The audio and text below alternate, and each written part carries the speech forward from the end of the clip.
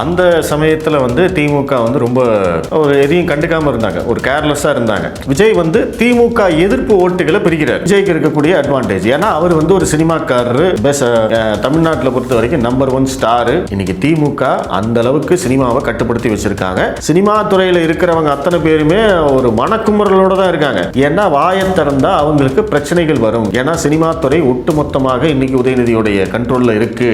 அதனால வந்து விஜய் பிளஸ் சீமான் சேர்ந்தாங்க அப்படின்னா அவங்களுக்குள்ள அந்த கொள்கை முரண்பாடும் இருக்காது. விஜயுடைய பிரச்சாரம், அவருடைய ரீச் பிளஸ் சீமானுடைய பேச்சு, இது எல்லாம் சேர்ந்தது அப்படின்னா கண்டிப்பாக அவங்க வந்து ஒரு பலத்த போட்டியை கொடுப்பாங்க. முதல் தேர்தலிலேயே நம்மளால அடிச்சு சொல்ல முடியும், கண்டிப்பாக ஒரு 30-35 எம்எல்ஏ சீட்டு அவருக்கு கிடைக்கிறதுக்கான வாய்ப்புகள் இருக்கு. அந்த சீனியர் லீடர்ஸ் எல்லாம் வந்து ஒன்ஸ் ரிட்டையர் ஆயிட்டாங்கன்னா இனி வரும் காலம் இளைஞர்களின் காலம் தான்.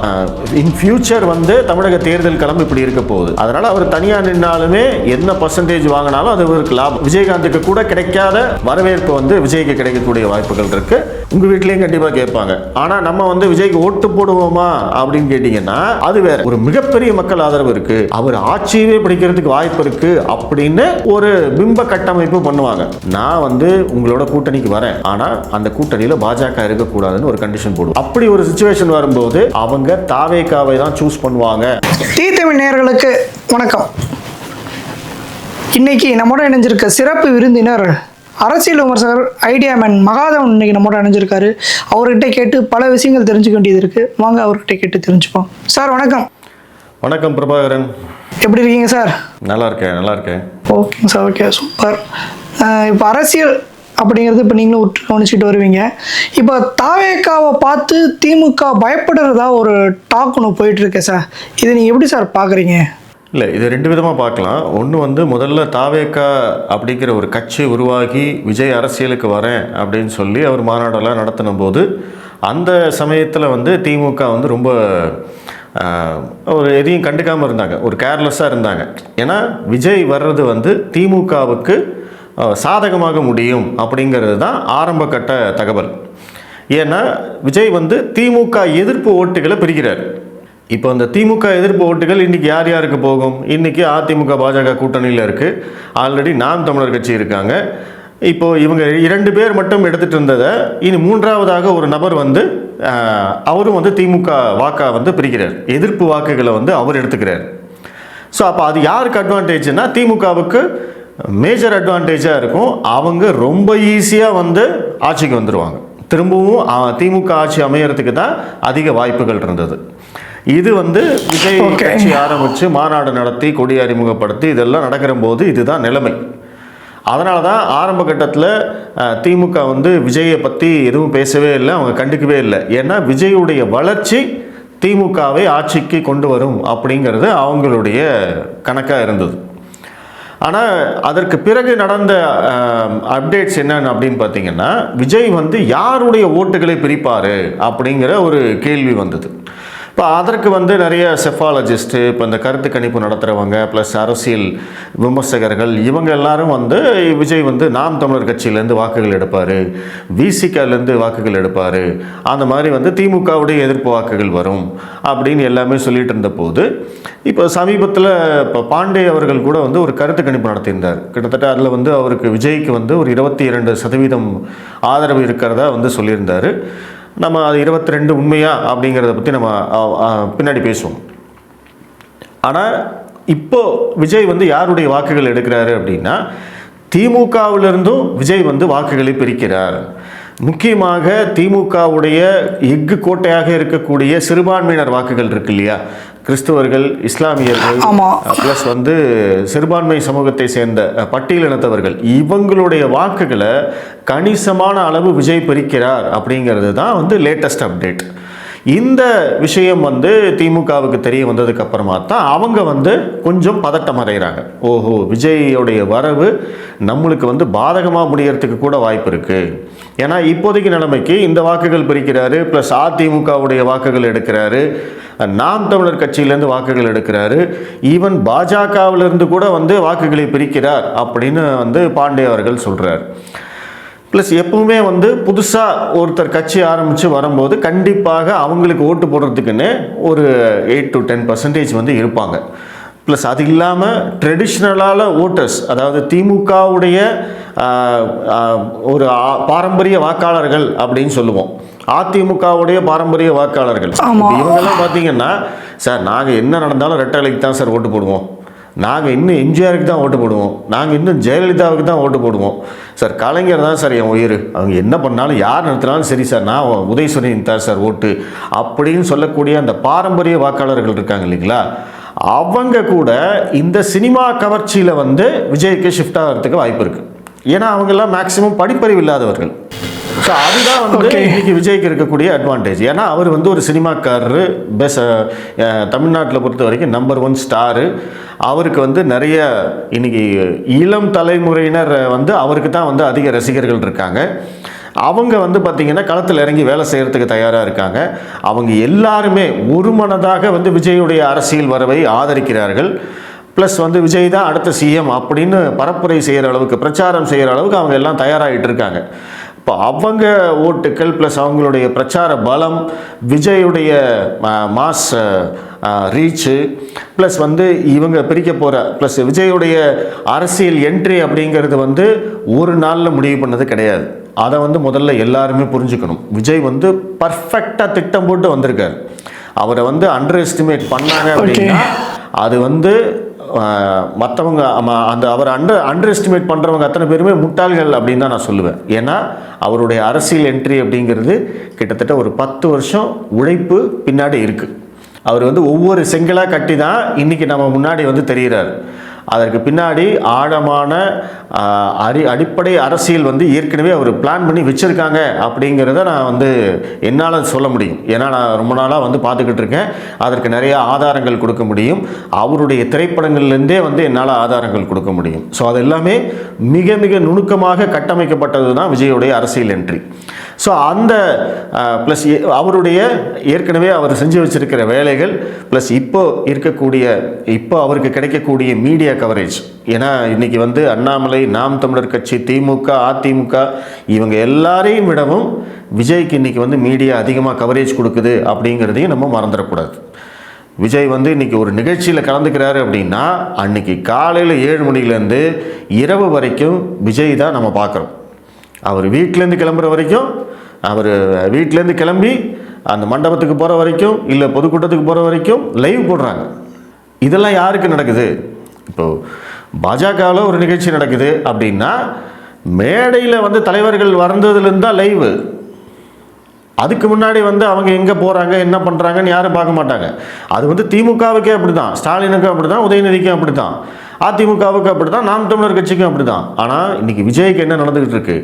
அவர் வீட்டிலேருந்து காரில் கிளம்புறதுலேருந்து இன்றைக்கி லைவ். அதுவும் இது மெயின் ஸ்ட்ரீம் சேனலே வந்து என்ன பண்ணுறாங்க அப்படின்னா விஜயுடைய கட்சி பாடலை வந்து பயன்படுத்துகிறாங்க அவங்களுடைய சேனலில். அது போட்டு தான் இன்றைக்கி வந்து அவர் லைவே போகிறாங்க. ஸோ இது எல்லாத்தையும் நீங்கள் கால்குலேட் பண்ணி பார்த்தீங்கன்னா விஜய் வந்து ஒரு மிகப்பெரிய அச்சீவ்மெண்ட் பண்ணுவார் அப்படிங்கிறதுல எனக்கு மாற்று கருத்து இல்லை. இந்த 2026 தேர்தலில் அவர் வந்து ஒரு நல்ல ஓட் ஷேர் வாங்குவார் அப்படிங்கிறதுல எனக்கு மாற்று கருத்து இல்லை. அதே சமயம் அவருடைய வாக்குகள் யாரை வந்து ஜெயிக்க வைக்கும், யாரை தோற்கடிக்கும் அப்படிங்கிறது இப்போ வரைக்கும் யாராலையும் கணிக்க முடியல அப்படிங்கிறது தான் உண்மை. ஸோ விஜயுடைய அரசியல் வரவு கண்டிப்பாக ஒரு இம்பாக்ட் கிரியேட் பண்ணும். அதுதான் வந்து இப்போதைக்கு நம்மளால் சொல்ல முடியும்.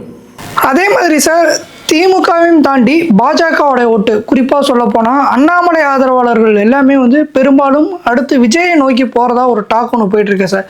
இதை நீங்கள் எப்படி சார் பார்க்குறீங்க? இல்லை, அண்ணாமலை ஆதரவாளர்கள் யாருமே 1% கூட வந்து விஜய் நோக்கி போக மாட்டாங்க. அதற்கும் விஜய் வாங்கக்கூடிய ஓட்டுக்கு சம்மந்தமே கிடையாது. இப்போ எப்படி வந்து சீமான் அவருடைய ஆதரவாளர்கள் எப்படி வந்து விஜய் நோக்கி போக மாட்டாங்களோ, விஜயுடைய ரசிகர்கள் எப்படி மற்ற கட்சிகளுக்கு போக மாட்டாங்களோ, அதே மாதிரி தான் அண்ணாமலையுடைய ஃபாலோயர்ஸ், அண்ணாமலையுடைய ஆதரவாளர்களும். இது பாஜகவிலிருந்து விஜய் பறிக்கக்கூடிய ஓட்டு எது அப்படின்னா இந்த 2 திராவிட கட்சிகளும் வேண்டான்னு சொல்கிறாங்க இல்லையா. இப்போ அதுக்கு வந்து தமிழ்நாட்டில் எப்பவுமே ஒரு ஓட்டு இருக்குது. ஒரு 20%, 25% மக்கள் வந்து இந்த 2 திராவிட கட்சிகளுமே இருக்கக்கூடாதுங்க அப்படின்னு சொல்லக்கூடிய மக்கள் இருக்காங்க. அந்த மக்களுக்கு இப்போ இதற்கு முன்னாடி வரைக்கும் பார்த்தீங்க அப்படின்னா பாஜக வந்து ஒரு வாய்ப்பாக இருந்தது. ஏன்னா அவங்க வந்து தனியாக நின்னாங்க. 2024 அவங்க வந்து தனியாக நின்னாங்க. அதனால் அதிமுகவும் வேண்டாம் திமுகவும் வேண்டான்னு சொல்கிறவங்க பாஜகவுக்கு ஓட்டு போட்டாங்க.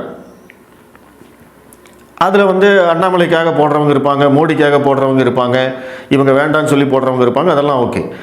அந்த வாக்காளர்களுக்கு இன்னைக்கு வந்து விஜய் ஒரு ஆப்ஷன் கொடுக்குறாரு. அது மட்டும் இல்லாமல் இப்போது பாஜகவும் அதிமுகவும் கூட்டணி வேற வச்சுட்டாங்க. அப்போது இந்த திராவிட கட்சிகளே வேண்டான்னு சொல்கிறவங்க அப்போ விஜயை வந்து ஒரு ஆப்ஷனாக எடுத்துக்கிறாங்க. அவ்வளோதான்.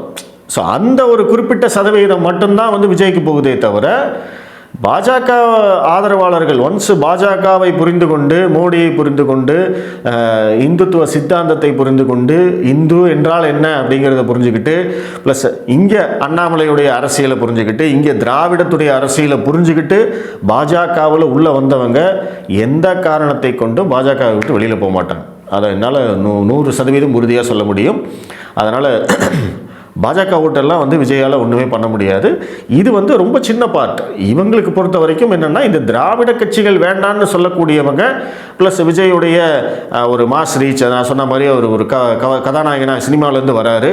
அந்த ஒரு சினிமா கவர்ச்சி அவர்கிட்ட இருக்குது. எப்படி வந்து விஜயகாந்துக்கு வந்து முதல் தேர்தலில் வந்து எல்லாரும் ஆதரவு கொடுத்தாங்களோ அதே மாதிரி விஜய்க்கு கிடைக்கும். அவ்வளோதான். விஜயகாந்த் அன்றைக்கி 8% வாங்கினார். விஜய் அதை விட கொஞ்சம் அதிகமாக வாங்குவார் அப்படிங்கிறது என்னுடைய கணிப்பு. ஓகே, விஜய் நேரடியாக அரசியலுக்கு வந்தனால இப்போ வந்து சிறுபான்மையினர்கள்லாம் வந்து அதிகப்படியான வாக்குகள் வந்து விஜய்க்கு போடுவாங்க அப்படிங்கிற ஒரு டாக் ஒன்று போயிட்டுருக்கு சார். உண்மையாலும் சிறுபான்மையினர்களுக்கு அரணா இருக்கேன் அப்படின்னு சொல்லி திமுக தன்னை பல முறை நேரடியாகவும் சொல்லியிருக்காங்க, மறைமுகமாகவும் செஞ்சுருக்காங்க ஒரு சில விஷயங்களில். இது வந்து சாத்தியம் நீங்கள் நினைக்கிறீங்களா? இல்லைங்க, சினிமா நடிகர்கள் வெளிப்படையாக விஜயையோ இல்லை மற்ற கட்சிகளையோ ஆதரிக்க முடியாது. இன்றைக்கி அதுதான் உண்மையான நிலைமை. அவங்க வந்து வெளிப்படையாக பேசினாங்கன்னா ஒன்று அவங்களுடைய படம் ரிலீஸ் ஆகாது, இல்லை அவங்களுக்கு வாய்ப்புகள் கிடைக்காது, இல்லை ஏதோ ஒரு விதத்தில் அவங்களுக்கு குடைச்சல்கள் வரும். இன்றைக்கி திமுக அந்த அளவுக்கு சினிமாவை கட்டுப்படுத்தி வச்சுருக்காங்க. சினிமா துறையில் இருக்கிறவங்க அத்தனை பேருமே ஒரு மனக்குமுறலோடு தான் இருக்காங்க. உள்ளுக்குள்ளே குமுறிட்டு இருக்காங்க. இவங்க மட்டும் இன்னொரு தடவை வரக்கூடாது அப்படிங்கிற எண்ணத்தில் இருக்காங்க. ஆனால் அவங்களால அதை வெளியில் சொல்ல முடியாது. இப்போ அதிமுக ஆட்சி காலத்தில் இதே சினிமா துறையில் இருந்தவங்க எப்படியெல்லாம் வந்து அதிமுக ஆட்சியை விமர்சனம் பண்ணி பேசினாங்க. இன்றைக்கி அதே தானே நடந்துக்கிட்டு இருக்கு. என்ன மாறிடுச்சு? அப்போ இன்றைக்கியே அவங்களால வாயை திறக்க முடியல. ஏன்னா வாயை திறந்தால் அவங்களுக்கு பிரச்சனைகள் வரும். ஏன்னா சினிமா துறை ஒட்டுமொத்தமாக இன்றைக்கி உதயநிதியுடைய கண்ட்ரோலில் இருக்குது அப்படிங்கிறது எல்லாருக்கும் தெரியும், எல்லாருக்கும் தெரிஞ்ச விஷயம். படம் ரிலீஸ் ஆகிறதுலேருந்து யார் வந்து எந்த படத்தில் நடிக்கணும் அப்படிங்கிறது வரைக்குமே இன்றைக்கி வந்து உதயநிதி முடிவு பண்ணுறதா சொல்கிறாங்க. ஏன்னா இப்போ இன்றைக்கி முக்கிய நடிகர்கள் எல்லாம் பாருங்கள், எல்லாமே வந்து திராவிட சித்தாந்தத்தை மையப்படுத்திய படங்களில் தான் இன்றைக்கி நடிச்சுக்கிட்டு இருக்காங்க. இப்போ அது உங்களுக்கு தெரிஞ்சிருக்கும்னு நினைக்கிறேன். பராசக்தி சிவகார்த்திகேயனும் ஜெயம் ரவியும் நடிக்கக்கூடிய பராசக்தி படம் இந்திய எதிர்ப்பு போராட்டத்தை மையமாக வைத்து 2026 தேர்தலை கணக்கில் வச்சு தான் அவங்க அந்த படத்தையே எடுக்கிறாங்க. ஸோ அதே மாதிரி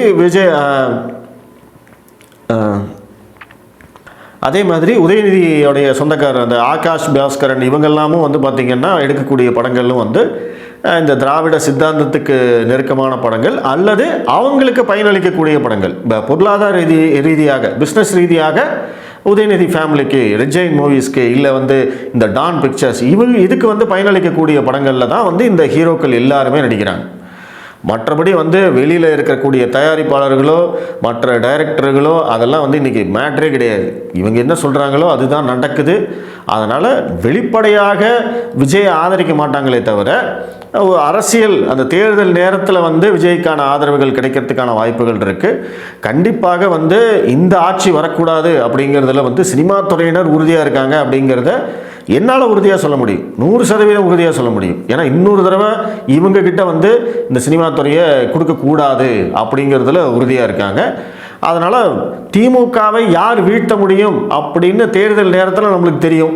இந்த கூட்டணி தான் திமுகவை வீழ்த்த போகிறது. அது வந்து அதிமுக பாஜக கூட்டணியா, இல்லை அந்த கூட்டணியில் அன்றைக்கி வந்து விஜய் இருக்காரா, இல்லை இவங்க வேறு தனித்தனியாக இருக்காங்களா அப்படிங்கிறதெல்லாம் தெரிஞ்சிடும் போது அவங்க வெளிப்படையாக அந்த ஆதரவை கொடுப்பாங்க.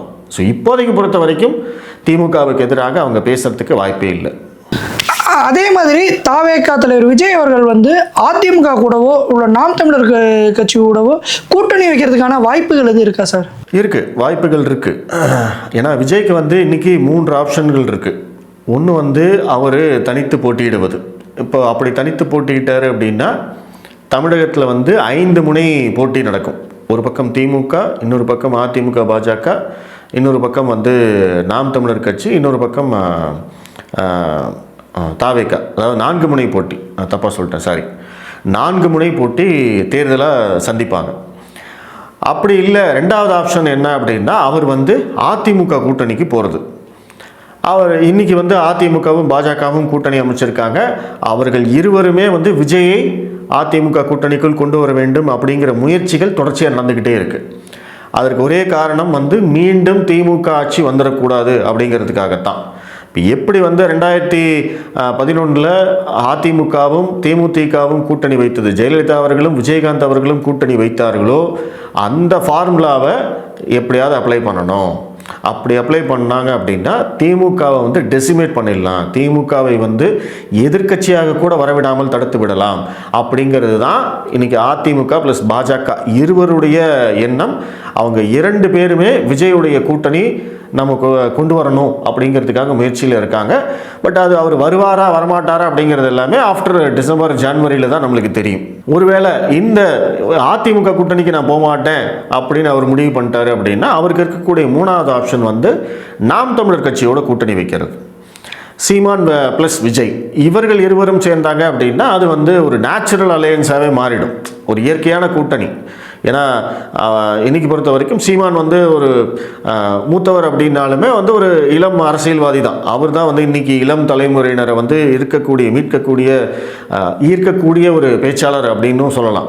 அதனால் வந்து விஜய் ப்ளஸ் சீமான் சேர்ந்தாங்க அப்படின்னா அவங்களுக்குள்ள அந்த கொள்கை முரண்பாடும் இருக்காது. ப்ளஸ் இருவருமே வந்து புரிதல் மிக்கவர்கள்.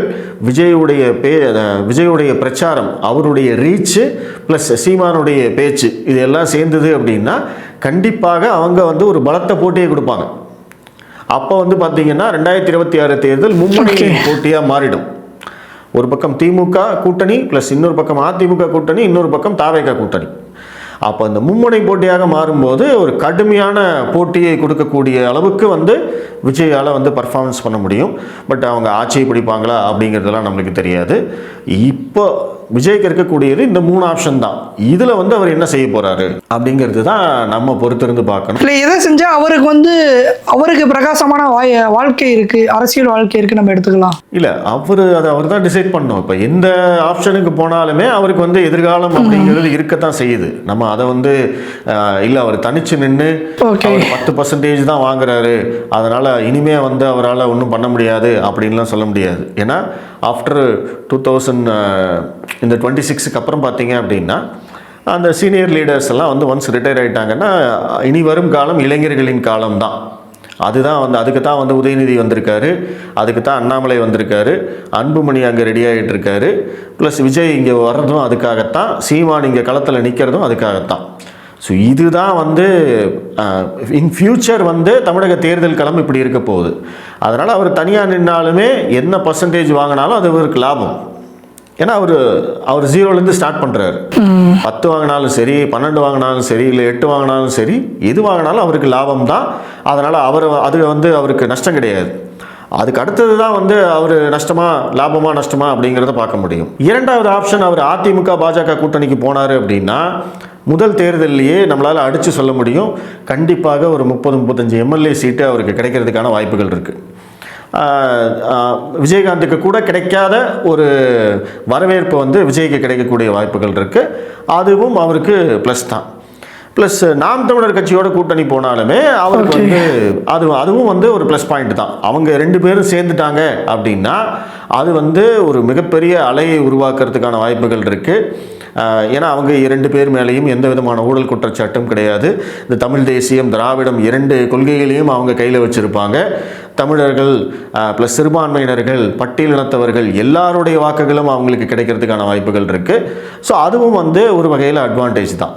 ஸோ எதுவாக இருந்தாலும் அவருக்கு வந்து அட்வான்டேஜ் இருக்குது. ஆனால் அவர் என்ன முடிவெடுக்கிறாரு அப்படிங்கிறது எல்லாமே இப்போ வரப்போகிற இந்த 4-5 மாதங்களில் விஜய் கொஞ்சம் கொஞ்சமாக வெளியில் வர ஆரம்பிப்பார். அவர் இந்த படப்பிடிப்பெல்லாம் முடிஞ்சதுக்கப்புறமா பார்த்தீங்கன்னா பிரச்சாரத்துக்காக, அதாவது மாநாடு இல்லை மக்கள் சந்திப்பு, ஏதோ ஒரு வகையில், இப்போ உதாரணத்துக்கு அண்ணாமலை அவர்கள் என் மக்கள் யாத்திரை போன மாதிரி இவர் ஏதோ ஒரு விதத்தில் வந்து அவர் மக்களை சந்திக்கிறதுக்காக வெளியில் வர ஆரம்பிப்பார். அப்படி அவர் வெளியில் வரும்போது பார்த்திங்கன்னா கண்டிப்பாக மக்கள் வரவேற்பு அவருக்கு இருக்கும். அவர் எப்படியாவது பார்த்துடணும் அப்படின்னு மக்கள் நினைப்பாங்க. ஏன்னா அவர் சினிமா நடிகர். இப்போ எங்கள் ஏரியாவில் வந்து விஜய் வந்தாலும் கண்டிப்பாக எங்கள் வீட்டிலேருந்து கூட்டிகிட்டு போய் காமிக்க சொல்லுவாங்க. வாங்க போகலாம், போய் பார்த்துட்டு வரலான்னு கேட்பாங்க. உங்கள் வீட்லேயும் கண்டிப்பாக கேட்பாங்க. ஆனால் நம்ம வந்து விஜய்க்கு ஓட்டு போடுவோமா அப்படின்னு கேட்டிங்கன்னா அது வேறு. சரியா? நம்ம அதை வந்து தெளிவாக புரிஞ்சுக்கணும். மக்கள் வரவேற்பு இருக்கும். மக்கள் வந்து அவரை பார்த்தே ஆகணும்னு துடிப்பாங்க. அவருக்கு வந்து ஒரு மிகப்பெரிய எழுச்சி கூட்டம் இருக்கும். ஆனால் அது எல்லாமே ஓட்டாக மாறாது அப்படிங்கிறத நம்ம புரிஞ்சுக்கணும். அதே சமயம் விஜய் என்ன பண்ணுவார் அப்படின்னா, அவருக்கு வரக்கூடிய கூட்டங்கள், அவருக்கு கிடைக்கக்கூடிய வரவேற்பு, அவருக்கு கிடைக்கக்கூடிய அந்த மக்கள் எழுச்சி எல்லாத்தையுமே அவர் என்னவா காட்டுவார்னா, இவங்கெல்லாம் எனக்கு ஓட்டு போடுவாங்க அப்படின்னு காட்டுவார். ப்ரொஜெக்ஷன் அப்படி இருக்கும். விஜய் செய்யக்கூடியதை நான் சொல்கிறேன். விஜய் வந்து எனக்கு இவ்வளவு ஆதரவு இருக்குது, புரியுது, எனக்கு வந்து இவ்வளோ % ஓட்டு கிடைக்கும், எனக்கு எங்கே போனாலும் இவ்வளோ கூட்டம் வருது, ஸோ அதனால் எனக்கு இப்போ என்னை பொறுத்தவரை அதனால் விஜய்க்கு வந்து ஒரு மிகப்பெரிய மக்கள் ஆதரவு இருக்குது, அவர் ஆட்சியவே பிடிக்கிறதுக்கு வாய்ப்பு இருக்குது அப்படின்னு ஒரு பிம்ப கட்டமைப்பு பண்ணுவாங்க, ஒரு நெரேட்டிவ் செட் பண்ணுவாங்க. ஏன்னா இன்றைக்கி மீடியா ஆதரவு இருக்குதுன்னு சொன்னேன் இல்லையா, நான் ஏற்கனவே சொன்னேன். இன்றைக்கி மீடியா முழுக்க வந்து விஜய்க்கு வந்து ஆதரவாக இருக்காங்க அப்படின்னு சொன்னேன். அப்போ இதெல்லாம் வந்து எங்கே உதவும் அப்படின்னா, அவர் வந்து அந்த கூட்டணி பேரம் பேசும்போது உதவும். டிசம்பர் ஜனவரியில் வந்து எல்லாருக்கும் ஒரு ஐடியா கிடச்சிரும், விஜய்க்கு வந்து என்ன கிடைக்கும், விஜய் வந்து எந்த அளவுக்கு வந்து நம்மளுக்கு டேமேஜ் பண்ணுவார் அப்படிங்கிறது எல்லாத்துக்கும் தெரிஞ்சிடும். ஸோ அப்போ வந்து அவர் கூட்டணி அப்படின்னு பேசினார் அப்படின்னா அவருடைய சீட்டு வந்து உயரும். எந்த கூட்டணிக்கு போகிறாருன்னு அவர் டிசைட் பண்ணலாம். கண்டிஷன்ஸ் போடலாம். நான் கூட்டணிக்கு வரணும்னா இதெல்லாம் பண்ணணும் அப்படின்னு கண்டிஷன்ஸ் போடலாம். ஸோ இது எல்லாமே வந்து பார்த்திங்கன்னா இந்த ஒரு வரப்போகிற ஒரு 5-6 மாதங்களில் விஜய் கட்சி என்ன பர்ஃபார்மன்ஸ் பண்ண போகுது, விஜய் என்ன பண்ண போகிறாரு அப்படிங்கிறத பொறுத்து தான் எந்த கூட்டணி அப்படிங்கிறதெல்லாம் மாறும். பட் இதில் உங்களுக்கு வந்து ஒரு சர்ப்ரைசிங்கான ஒரு தியரி நான் சொல்கிறேன். இது வந்து என்னுடைய தியரி. டிசம்பர் ஜனவரியில் ஒருவேளை விஜய் வந்து அதிமுக கூட்டணிக்கு போகிறதா முடிவு பண்ணார் அப்படின்னா அவர் வந்து ஒரு கண்டிஷன் போடுவார். அது என்னன்னா, நான் வந்து உங்களோட கூட்டணிக்கு வரேன், ஆனால் அந்த கூட்டணியில் பாஜக இருக்கக்கூடாதுன்னு ஒரு கண்டிஷன் போடுவார். ஸோ அப்போ அதிமுக வந்து செலக்ட் பண்ண வேண்டிய சிச்சுவேஷனில் இருக்கும். அவங்களுக்கு பாஜக வேணுமா இல்லை தாவேகா வேணுமான்னு செலக்ட் பண்ணக்கூடிய சிச்சுவேஷனில் அவங்க இருப்பாங்க. ஸோ அப்படி ஒரு வேளை வந்து அவங்க பாஜக அப்படி ஒரு சிச்சுவேஷன் வரும்போது அவங்க தாவேகாவை தான் சூஸ் பண்ணுவாங்க அப்படிங்கிறது என்னுடைய கணிப்பு. ஸோ அப்படி விஜய் வந்து அதிமுகவோட கூட்டணி போனார்னாலும் அந்த கூட்டணியில் பாஜக கட்சி இருக்காது, பாஜக தனித்து விடப்படும் அப்படிங்கிறது தான் என்னுடைய தேரி. இது நடக்கக்கூடிய வாய்ப்புகள் இருக்குது அப்படின்னு நான் இன்னும் நம்புகிறேன். இது வந்து எப்போ தெரியும்னா நம்மளுக்கு வந்து அந்த டிசம்பர் ஜனவரியில் தான் நம்மளுக்கு தெரியக்கூடிய வாய்ப்புகள் இருக்குது. பல தகவல்கள் நம்ம நேயரோட பயந்துக்கிட்டீங்க. உங்களுடைய நேரத்தை ஒதுக்கி நமக்காக கொடுத்ததுக்கு ரொம்பவே நன்றிங்க சார். நன்றி பிரபாகர்.